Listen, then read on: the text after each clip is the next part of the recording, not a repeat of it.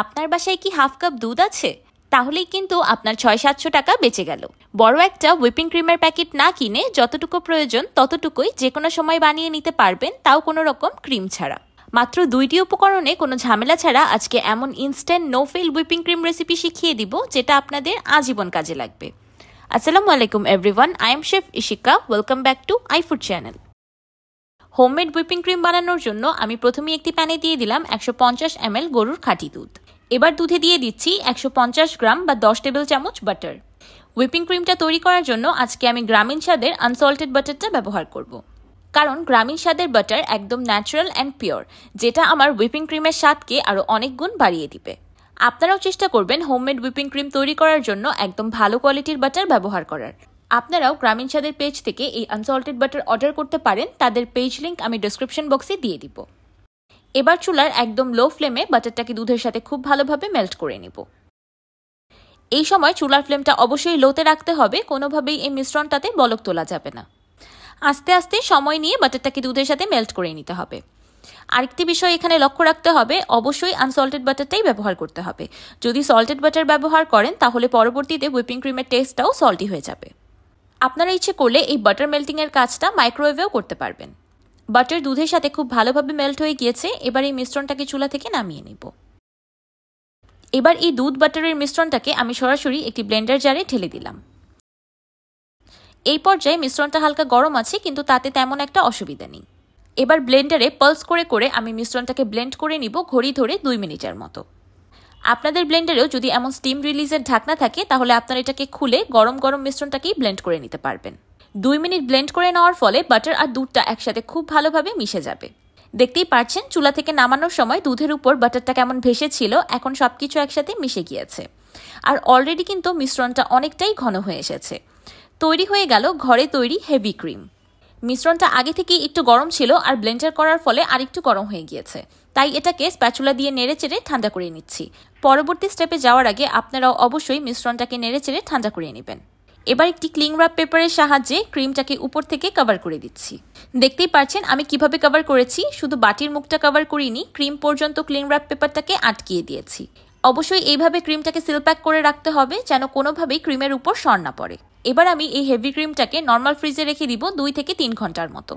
আপনারা ইচ্ছে করলে সারা রাতও রেখে দিতে পারেন। ২ ঘন্টা পর ফিরে এলাম, ক্রিমটা খুব ভালোভাবে ঠান্ডা হয়ে গিয়েছে। দেখতেই পাচ্ছেন অলরেডি ক্রিমটা আগে থেকে কতটা বেশি ঘন হয়ে গিয়েছে।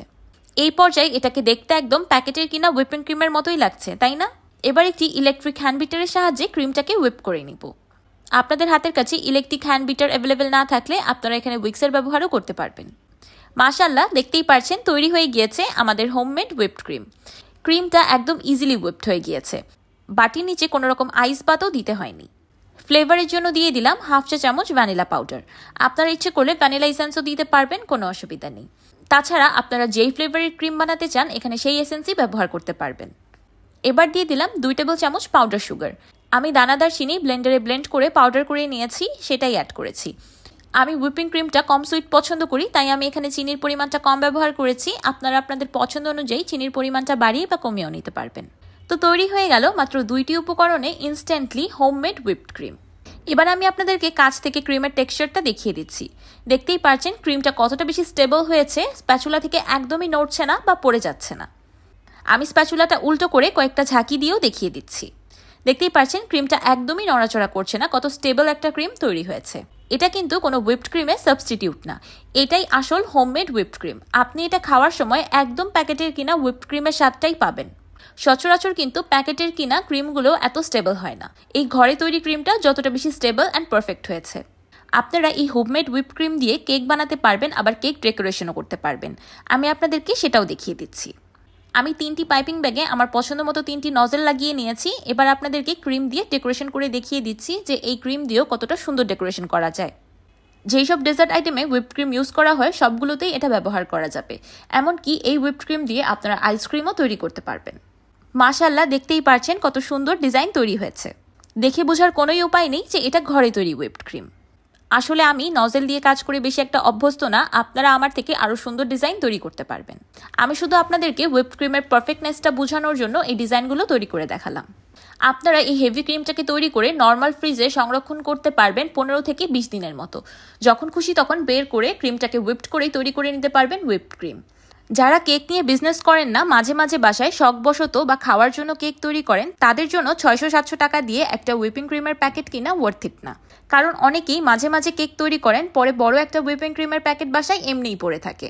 আমার আজকের এই রেসিপিটি আশা করছি আপনাদের অবশ্যই একটু হলেও কাজে আসবে। ভিডিওটি ভালো লাগলে একটি লাইক দিবেন আর আমার চ্যানেল সাবস্ক্রাইব করে আমার চ্যানেলের পাশেই থাকবেন। আল্লাহ হাফেজ।